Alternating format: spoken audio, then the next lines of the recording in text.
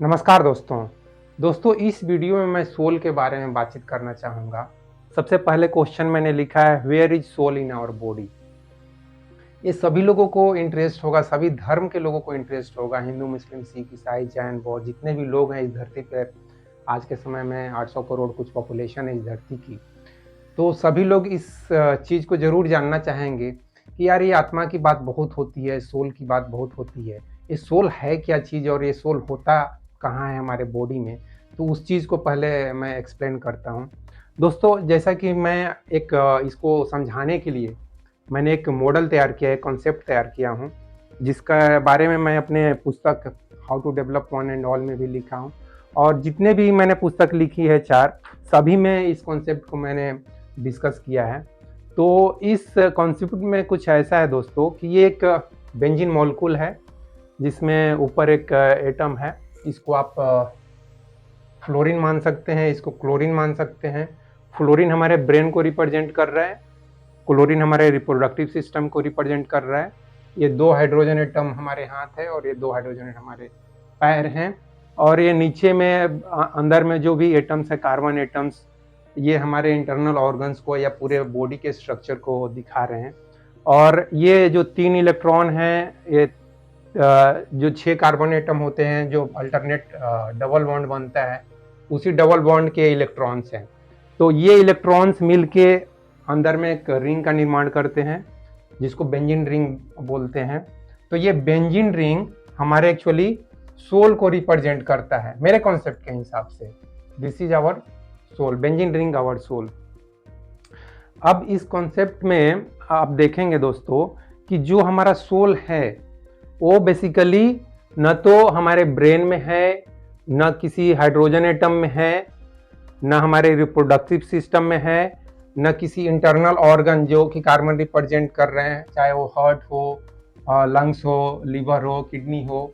ये कहीं भी हमारे किसी ऑर्गन में नहीं है हमारा सोल। हमारा जो सोल है वो सेंट्रल कोर में है। पूरे बॉडी का जो कोर है, मतलब ब्रेन से लेकर पैर तक जो भी हमारा अंदर में एनर्जी है, जिसको हम नर्वस सिस्टम के थ्रू हम समझ सकते हैं कि नर्वस सिस्टम का जो कोर है वो है हमारा सोल, जो कि समझने के लिए हमको बेंजीन रिंग से उसको कंपेयर करना पड़ेगा। तो बेंजीन रिंग जो पूरे बेंजीन मॉलिक्यूल के कोर में है, सेंट्रल एरिया में है, उसी तरह से हमारा भी जो सोल है हमारे पूरे बॉडी के कोर में है। तो आई होप इससे आप समझ गए होंगे कि सोल कहाँ है हमारे बॉडी में। ना तो ब्रेन में है, ना तो हमारे हाथ पैर में है, ना ही हमारे किसी ऑर्गन में है, लंग्स, लिवर, किडनी, यहाँ कहीं भी नहीं है। वो हमारे पूरे बॉडी के जो कोर है वहाँ पर है।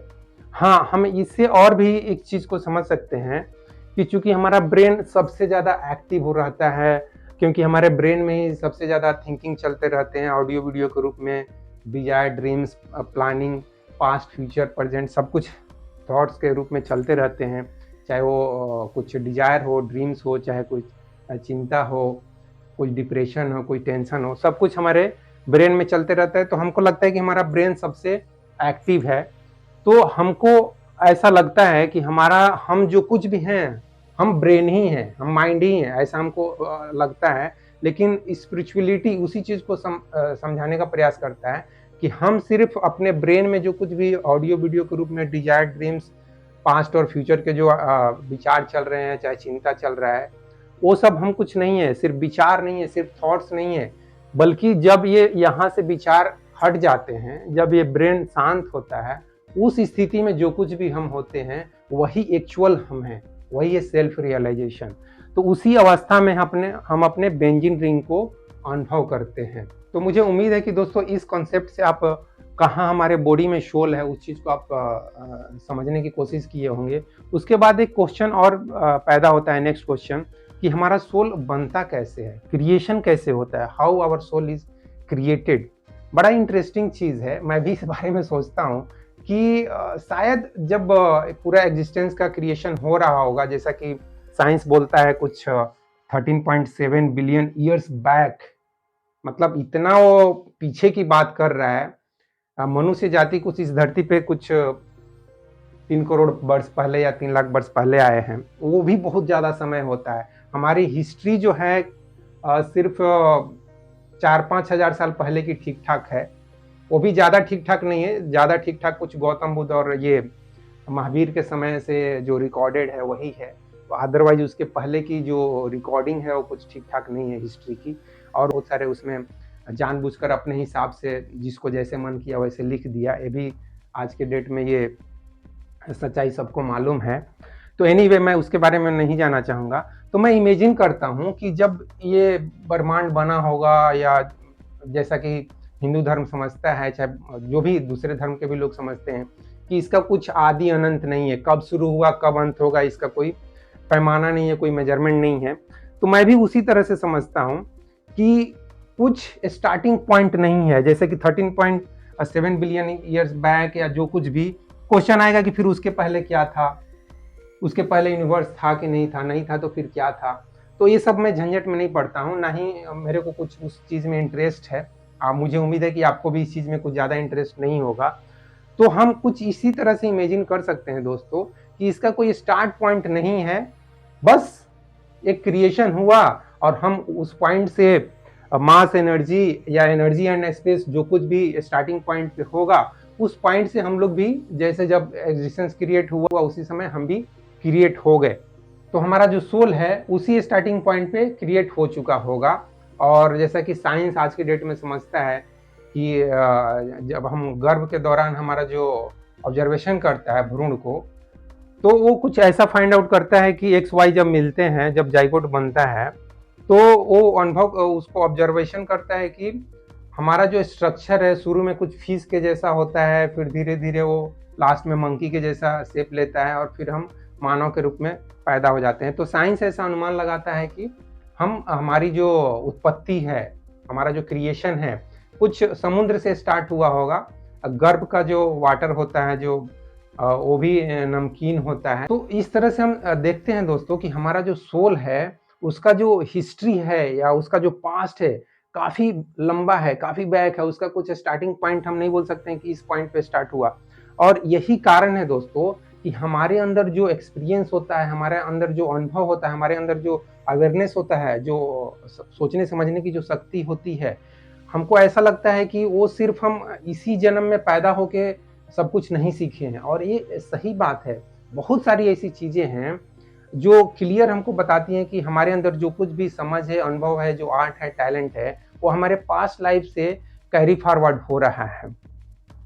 इसलिए दोस्तों हमारी जो आत्मा है उसको हम सिंपली कंप्यूटर के सीपीयू से कंपेयर नहीं कर सकते हैं। जैसे कि किसी रोबोट को हमको एक एक चीज़ एक्शन करने के लिए उसको प्रोग्राम करना पड़ता है। अगर हम किसी रोबोट को चाय भी बनाने के लिए बोलना है तो उस रोबोट के अंदर शुगर, वाटर, दूध, कितना टेम्परेचर रखना है, सब कुछ एक एक चीज़, एक एक कमांड उसको देना पड़ेगा। लेकिन हम ह्यूमन बीइंग को इतना कुछ कमांड देने की ज़रूरत नहीं है। मैं समझता हूँ कि दुनिया का जो सबसे बेवकूफ़ से बेवकूफ़ भी आदमी होगा ना, वो भी बहुत सारे एक्शन जो है अपने आप कर लेगा, उसको बताने की ज़रूरत नहीं है। तो इससे ये समझ में आ रहा है कि एक रोबोट में और एक आदमी में काफ़ी फ़र्क है, जो कि जो जो जो ये फ़र्क है वो फ़र्क उसी सोल के वजह से है। क्योंकि जब वो पैदा हो रहा है अपने सोल को वो लेकर आ रहा है, और इसलिए वो बहुत सारे जो एक्शन है वो अपने हिसाब से, अपने समझ से कर लेता है। उसके बाद और एक दोस्तों यहाँ पॉइंट को ऑब्जर्व करने की ज़रूरत है कि जैसे कि मैं इस बेंजीन मॉलिक्यूल के बेंजीन रिंग से सोल को कंपेयर करता हूँ, लेकिन यहाँ पे ये ध्यान दीजिए कि ये जो बेंजीन मॉलिक्यूल है इसको अगर हम कुछ रिएक्शन कराते हैं सल्फ्यूरिक एसिड या किसी स्ट्रॉन्ग एसिड से या किसी भी चीज़ से, रिएक्टेंट से, स्ट्रॉन्ग रिएक्टेंट से अगर हम इसको रिएक्ट करते हैं तो क्या होगा कि ये टूट जाएगा। मतलब इसको ज़्यादा अगर हीट भी हम करते हैं तो इसके जो भी पार्ट्स हैं, जो कुछ फ्लोरीन, जो कुछ भी मैंने रिप्रेजेंट किया हूँ, सब कुछ सेटर्ड हो जाएगा, सब कुछ टूट जाएगा।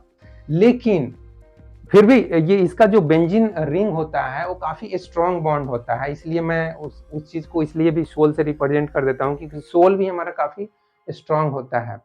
तो यहाँ मैं ये कहना चाह रहा था कि बेंजीन रिंग तो टूट सकता है अगर हम इसको हीट कर देंगे, इसको किसी स्ट्रॉन्ग रिएक्टेंट से रिएक्शन करा देते हैं तो ये बेंजीन रिंग जो है वो टूट जाएगा। लेकिन दोस्तों हमारा जो सोल है वो इतना इजीली नहीं टूट पाता होगा। लेकिन फिर भी अगर देखा जाए कि फ्यूचर में अगर हम इमेजिन करें, आज से करोड़ों करोड़ों वर्ष बाद की बात कर रहे हैं, जब सनलाइट भी खत्म हो जाएगा, सन की भी लाइट खत्म हो जाएगी, इस धरती पे कुछ भी जीव जंतु नहीं बचेंगे उस समय, क्योंकि सब कुछ फ्रीज हो जाएगा, सब कुछ माइनस कितना 273 डिग्री सेंटीग्रेड पे चला जाएगा, जो कि एब्सोल्यूट टेम्परेचर कुछ होता है। तो उस टेम्परेचर पर जब पूरी अर्थ चले जाएगी तो जीवों का जो नामो निशान मिट जाएगा, तो उस समय सोल क्या होगा? तो हो सकता है हम बोल सकते हैं कि सोल भी उस समय, ये तो नहीं बोलेंगे कि डिस्ट्रॉय हो जाएगा, इवन इसको भी अब गर्म कर देंगे कितना भी, तो मास या एनर्जी डिस्ट्रॉय नहीं होता है, ये कुछ दूसरे फॉर्म में कन्वर्ट हो जाएगा। तो हम ऐसा समझ सकते हैं कि हमारी जो सोल है वो भी उस समय करोड़ों करोड़ों वर्ष बाद कुछ और फॉर्म में ट्रांसफॉर्म हो जाएगी, कुछ कन्वर्ट हो जाएगी। अदरवाइज सोल कभी भी नष्ट तो नहीं होता है। तो धर्म और अध्यात्म के बारे में और भी बहुत सारी बातें दूसरे वीडियो में हम करेंगे। तो इस वीडियो को मैं यहीं पर समाप्त करता हूँ। इस वीडियो के बारे में कोई भी आपका मन में प्रश्न है तो निश्चित रूप से उसको कमेंट बॉक्स में लिखिएगा, मैं उसका जवाब कमेंट बॉक्स में भी दूंगा, नहीं तो नेक्स्ट वीडियो में मैं उस क्वेश्चन को डिस्कस कर लूँगा। तो इस वीडियो में बस इतना ही दोस्तों। जय हिंद, जय भारत और जय विश्व, जय भगवान। Thank you very much friends.